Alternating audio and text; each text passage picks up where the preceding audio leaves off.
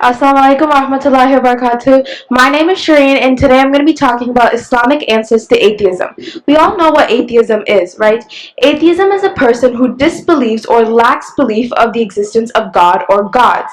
In Islam, the essential belief is that there is one creator and everything else is the creation of that creator, who is known as Allah subhanahu wa ta'ala. Before I dive into this topic, I'd like to make a clear statement that atheism is not a religion, but yet rather a belief. According to Islam, amongst all type of non-believers, atheism is the worst type of non-believers. For example, can we take Hinduism as an example? We see how they worship statues that they themselves have created. And we Muslims take this in consideration and start thinking, how can one worship something that they created? They created it, how can they worship it? How do they think that this is going to benefit them? Now let's apply that knowledge to atheism. We know what atheism is a person who does not believe in the existence of God. Well, according to now generation, most youths and adults have this question asking, how do we know God is real? How do we know there is a creator? Is there any scientific proof? They are asking us proof as if there's not proof out there already. What proof do you need? You ask a person, oh, who made this iPhone 15 camera? And they're like, oh, some sort of creator or manufacturer has created this iPhone 15 camera. They can understand that a simple iPhone 15 camera has a creator behind it, but they can't understand that our complex eyes have a creator behind it. They can't understand that us humans have much more complexities than an iPhone 15 camera, that we have creators, but yet they think books, cameras, phones, they have creators. Well, I would like to say that in Surah At-Tur, ayah number 35, where it says, or were they created by nothing, or were they the creators of themselves? This ayah emphasizes the argument against atheism. This ayah is asking, did they create themselves? They don't know if they created themselves. And it continues in ayah number 36, where it proceeds to ask them, or did they create the heavens and the earth? Rather, they are not certain. And I repeat again, rather they are not certain. They are not certain who created this heaven, who created this earth, yet they are very sure that there is no God.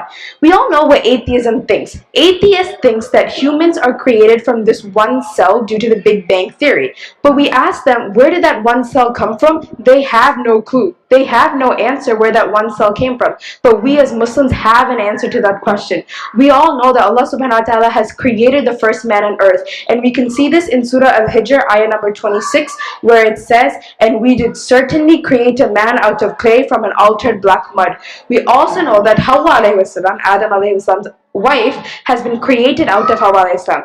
These both, Hawa alayhi salam and Adam alayhi salam, has been sent down to earth for us to create humans. Humans were created out of humans, and they can only be created of humans, okay? You cannot expect an animal to be born from a human, and you cannot expect a human to be born from animal. This is basic knowledge that even they themselves have known, okay? And Allah has answered this question that way, and that is why we call Him God.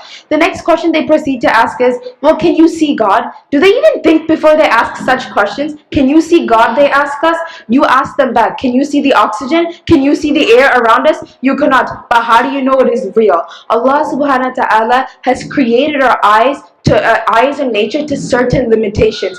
He himself, Allah himself, has said this in the Quran, Surah Al-Araf, ayah number 143, where Moses himself has come to Allah and said, oh Allah, can I see you? And Allah subhanahu wa ta'ala has responded, if that mountain next to you stays firm, then you shall see me. But in a quick second, Allah leveled that mountain to dust and made Moses unconsciousness. When he regained his consciousness, he begged repentance for Allah subhanahu wa ta'ala.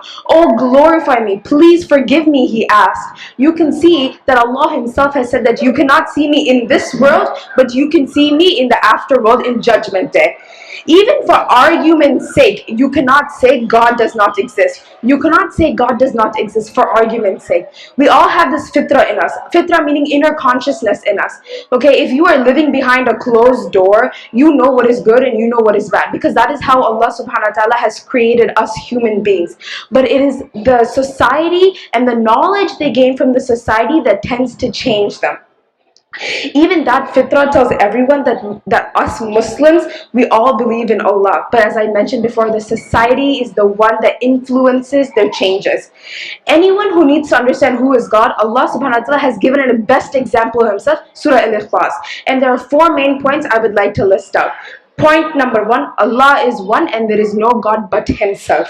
Point number two, we all depend on Allah subhanahu wa ta'ala. Point number three, Allah does not have parents nor children. And I repeat again, Allah does not have parents nor children. And lastly, point number four, and no one is like Allah subhanahu wa ta'ala, and no one can ever be like Allah subhanahu wa ta'ala. This is the perfect definition of God for those people who are asking who God is and who they don't believe the existence of God. Inshallah, us Muslims, our job is to tell everyone about the Islam and answer their questions, bring everyone into the religion of Islam, answer everyone's questions, and inshallah we Muslims can earn good deeds by doing that. Assalamu alaikum wa rahmatullahi wa barakatuh.